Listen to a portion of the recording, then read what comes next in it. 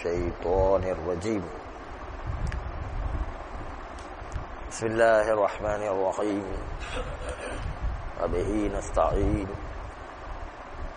وهو خير معين۔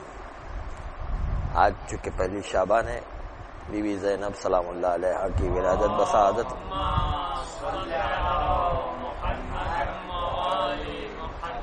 آپ سب کو مبارک ہو، جس میں جب ولادت ہوئی اور پیغمبر کو اطلاع دی گئی کہ آپ کے یہاں بیٹی کے یہاں پر نواسی کی ولادت ہوئی ہے،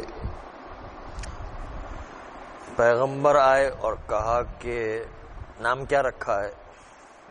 تو شہزادی نے کہا کہ میں نے تو کبھی اپنے بچوں کا نام خود نہیں رکھا ہے، میں نے تو ابو الحسن کے سپرد کیا۔ ابو الحسن نے کہا کہ میں نے جو ہے وہ کبھی اپنے ہاتھ سے نام نہیں رکھا جب تک کہ پیغمبر کوئی نام نہیں رکھا، اور پیغمبر نے بھی جو ہے کوئی نام نہیں رکھا جب تک کہ پروردگار عالم کی طرف سے کوئی نام نہ آئے۔ تو نام آیا پروردگار عالم کی طرف سے زینب، یعنی زینب، یعنی باپ کی جو زینت ہوا کرتا ہے۔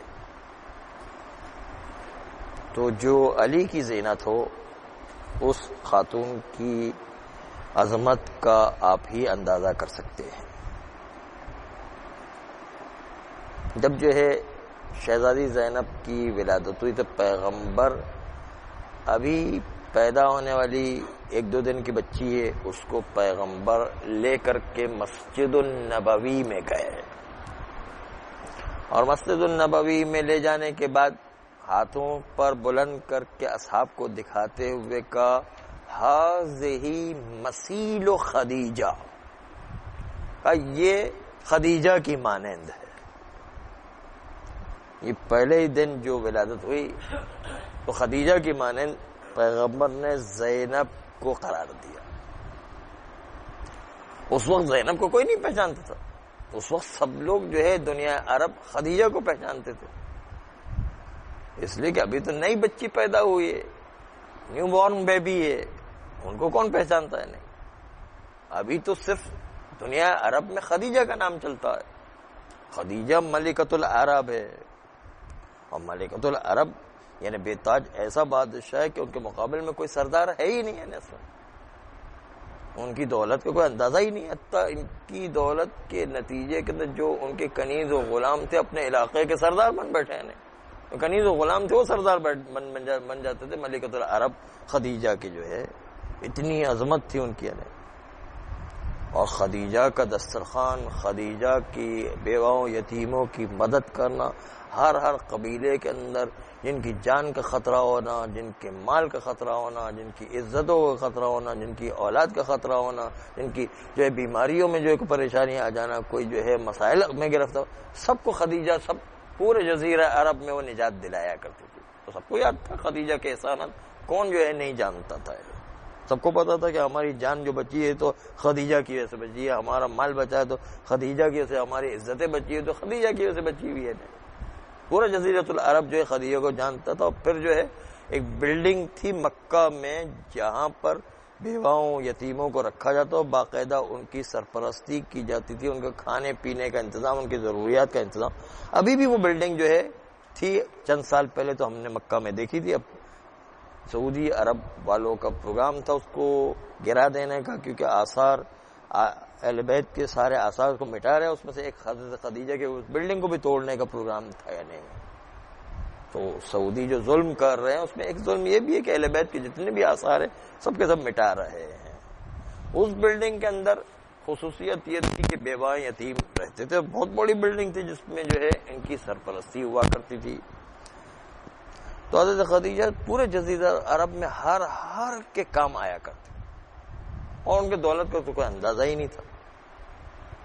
جو ہے سونے کا لباس ایسا پہنتی تھی اسلام آنے سے پہلے کہ جس کے سونے کے تار اور سونے سے بنے ہوئے تار سے کپڑا بنتا تھا، اور جو خالص سونے کا لباس پہنتی تھی، اور وہ بھی 17 کنیزیں خالی ان کا لباس اٹھا کے چلتی تھی خالی۔ اب سوچیں کہ کتنا بڑا لباس ہوگا سونے کا، اور وہ ایک دفعہ پہنتی تھی پھر دوسری مرتبہ نہیں پہنتی تھی، اتار کے اپنے کنیزوں کو دے دیتی تھی. تو آپ سوچئے کہ کتنی عجیب غریب کیفیت ہوگی مالی کہ سونا کا لباس اٹھا کر کے دے دینا ہے, ایک دفعہ پہنا دوسری دفعہ اٹھا کے دے دینا ہے. تو حضرت خدیجہ کی دولت کو کوئی اندازہ ہی نہیں کر سکتا, اور کیوں آئی تھی وہ خود ایک بڑی داستان ہے. کبھی موقع لگا حضرت خدیجہ کے قصوں میں کہ حضرت خدیجہ کے پاس یہ دولت کہاں سے آ گئی تھی, یہ کتنے عجیب و غریب طریقے سے جو ہے خدیجہ کے پاس یہ دولت آ گئی تھی. چنانچہ حضرت خدیجہ اس کی جزیرہ العرب میں بڑی معرفی تھی, اس کے ساتھ حضرت زینب کو ملایا کہ ہذہ مثیل خدیجہ, کہ یہ میری بیٹی خدیجہ کی مانند ہے. تو اس میں ایک پہلو یہ بھی ہو سکتا ہے کہ خدیجہ ام المومنین ہے, یعنی تمہاری امت کی پوری ماں ہے, پوری امت کی ماں جو ہے حضرت خدیجہ.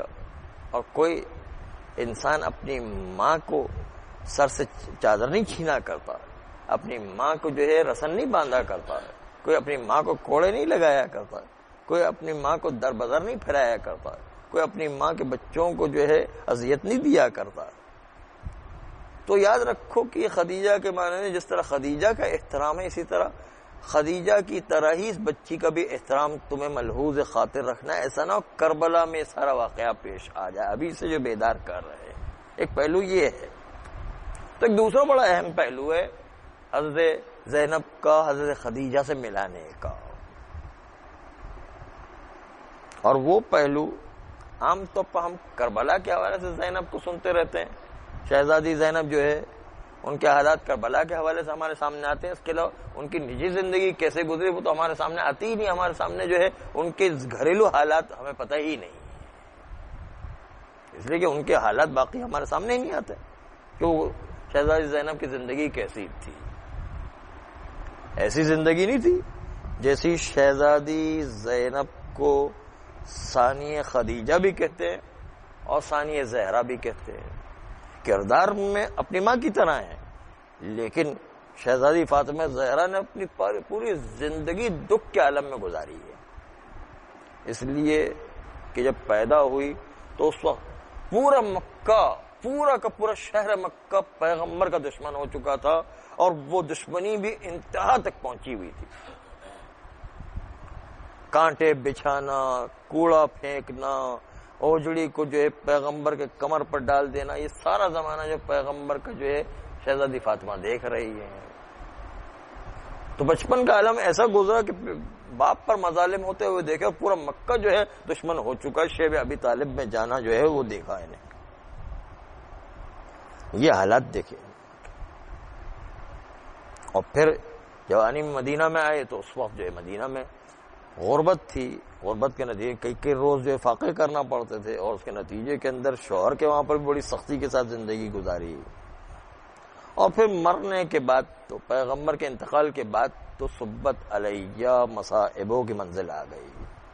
اسے شہزادی فاطمہ زہرا کی تو زندگی سارے دکھ اور مصیبتوں کے ساتھ ہی گزری ہے, اور سارا امتحان ہی امتحان تھا.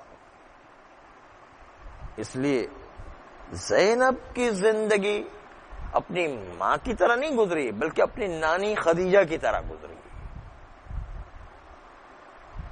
جس میں شہزادی کو ثانیہ زہرا بھی کہتے ہیں کردار کے اعتبار سے, لیکن ثانیہ خدیجہ بھی کہتے ہیں اس اعتبار سے کہ جو دنیاوی اعتبار سے زندگی گزرتی ہے وہ حضرت خدیجہ کی طرح زندگی شہزادی زینب کی تھی. اسلام کے آنے سے پہلے خدیجہ کا یہ عالم تھا کہ دنیا کی مالدار ترین عورتوں میں سے تھی. ملکۃ العرب ان کے کنیز و غلام سردار بن جایا کرتے. ایک دفعہ سونے کا لباس پہنا اور پھر دوبارہ نہیں پہنا کرتی, لباس کو 17 کنیزیں اٹھا کر کے چلتی تھی. مثلا اتنی جو دولت کہ کوئی گن نہیں سکتا تھا.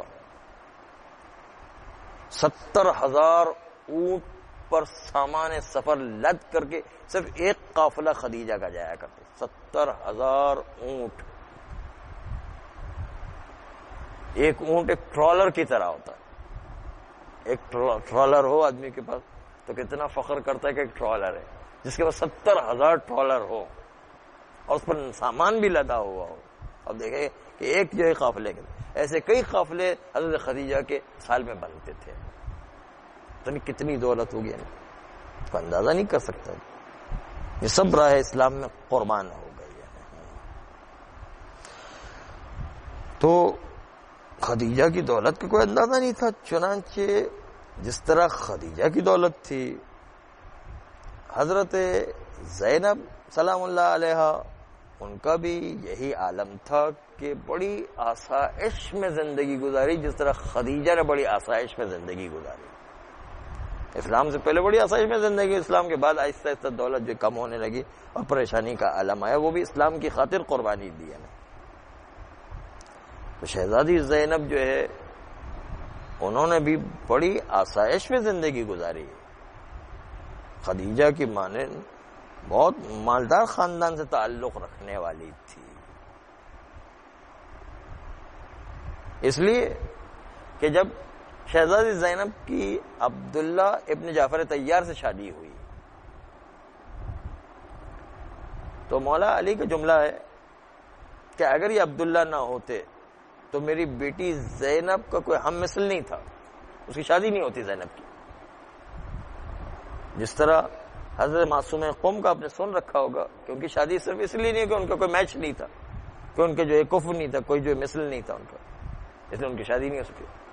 یا شہزادی فاطمہ زہرا کے سلسلے میں آپ نے رسول اللہ کو فرمایا کہ اگر علی نہ ہوتے تو فاطمہ کو کوئی کفو نہیں تھا، کوئی جو ہے ہم سری کرنے والا نہیں تھا. اسی طرح زینب کو بھی کوئی کفر نہیں تھا پورا عالم اسلام میں اور خاندان کے اندر سوائے عبداللہ ابن جعفر طیار کے. کہا اگر یہ عبداللہ نہ ہوتا تو میری بیٹی زینب کی شادی نہیں ہو سکتی تھی. اتنی عظمت کا مالک تھا عبداللہ ابن جعفر طیار. جعفر طیار بھی بہت عظیم شخصیت تھی کہ جب ہجرت پیش آئی تو ہجرت کی سربراہی مسلمانوں کی جعفر طیار کر رہے تھے. جعفر طیار جب حبشہ پہنچے ہیں تو مشرکین مکہ کا وفد وہاں پر گیا اور نجاشی کو بہکانے کی بڑی کوشش کی، لیکن اس وقت جعفر طیار نے ایک بہت جوشیلی تقریر کی اور اس کے اندر اسلام کی حقیقت کو بتایا تو اتنا نجاشی پر اثر ہوا کہ وہ رونے لگا بالکل، اور وہ اسلام لے کر آ گیا. نجاشی پر اتنا بڑا جو اثر ہو گیا کہ ایک بادشاہ کو مسلمان کر دیا. اتنا اثر ہوا پورے بادشاہ کو جو ہے اپنی طرف. اور پھر جو ہے نجاشی نے ایک تحفہ بھی جو رسول اللہ کے لیے بھجوایا تھا خود جعفر طیار کے ذریعے سے. تو جعفر طیار کوئی کم شخصیت نہیں تھی. جنگ موتا میں ان کے دونوں ہاتھ کٹ گیا تھا عباس کی طرح، اور پہلے وہ شہید تھے کہ جن کے دونوں ہاتھ کٹے ہوں، اسی لیے مولا عباس کو جعفر طیار ثانی بھی کہتے ہیں. کہ جعفر طیار ثانی جس طرح ہاتھ پہلی مرتبہ جو ہے جعفر طیار کے کٹے تھے، اس طرح حضرت عباس کی دوسری مرتبہ جو ہے ہاتھ کٹ کر کے شہید ہوئے. جنگ موتا کے اندر شہید علمبردار لشکر تھے اور ان کے دونوں ہاتھ کٹ گئے. مولا عباس کی طرح وہ بھی علمدار لشکر تھے، جعفر طیار بھی علمدار لشکر تھے، ان کے دونوں ہاتھ کٹ گئے اور جنگ موتا میں شہادت واقع ہو گئے.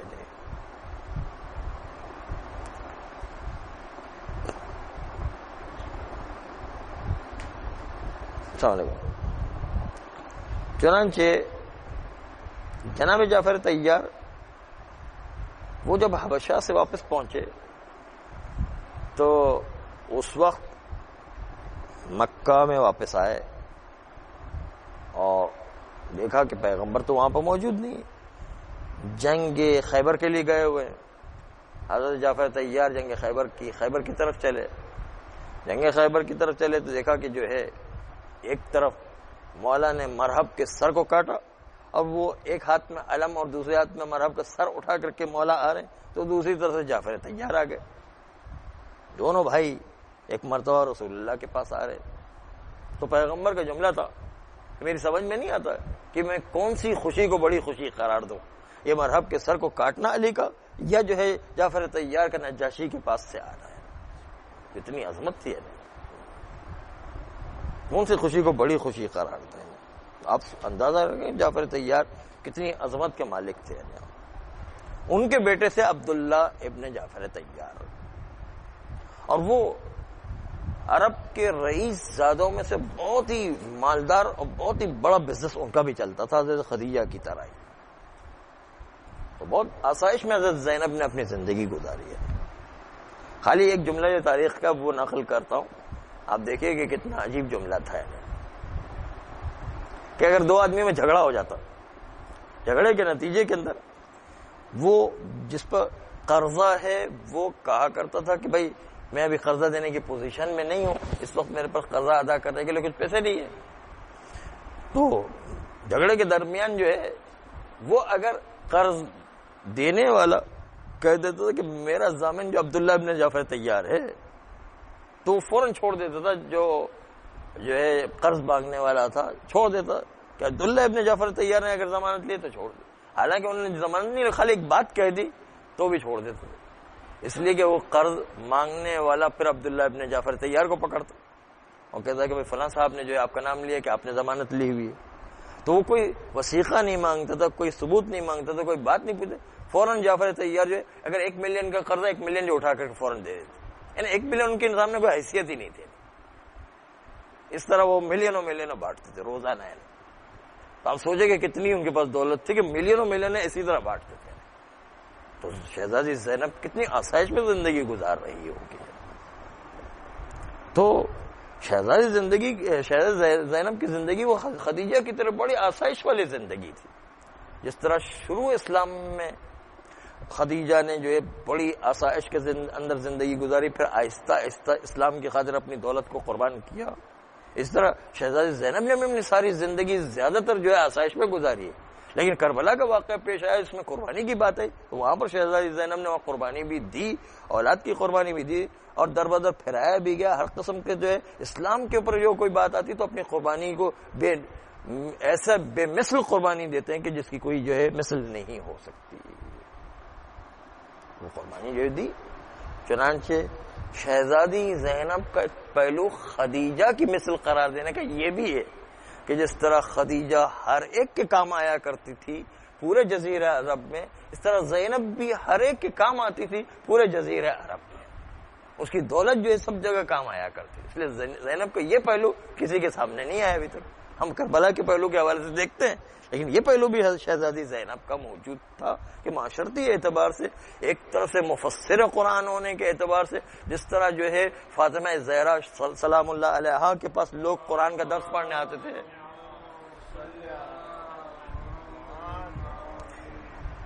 قرآن کا درس تفسیر پڑھنے کے لیے آتے تھے، اس طرح شہزادی زینب کے پاس بھی جو ہے لوگ عورتیں جو ہے وہ تفسیر قرآن کا درس پڑھنے کے لیے آیا کرتی تھی، درس اخلاق لینے کے لیے آیا تھے، احکام کو سمجھنے کے لیے آیا کرتی تھی. تو یہ پہلو علمی اپنی جگہ پر، کربلا کی قربانی کا پہلو اپنی جگہ پر، لیکن ایک مالی پہلو تھا کہ لوگوں کے معاشرتی مسائل مال سے جو حل ہونے والے تھے وہ بھی شہزادی زینب کے ذریعے بہت زیادہ تعداد میں قبیلے عرب کے اندر سب سے زیادہ خدیجہ کے بعد زینب جو ہے وہ سب خدیجوں کی مدد، سب جو ہے قبیلے والوں کی اور عرب خاندانوں کی مدد کیا کرتی تھی، اور اتنی شدت سے مدد کہ بے تحاشا ملینوں روپے جو ہے خرچ ہوا کرتے تھے. صلی اللہ علیہ وآلہ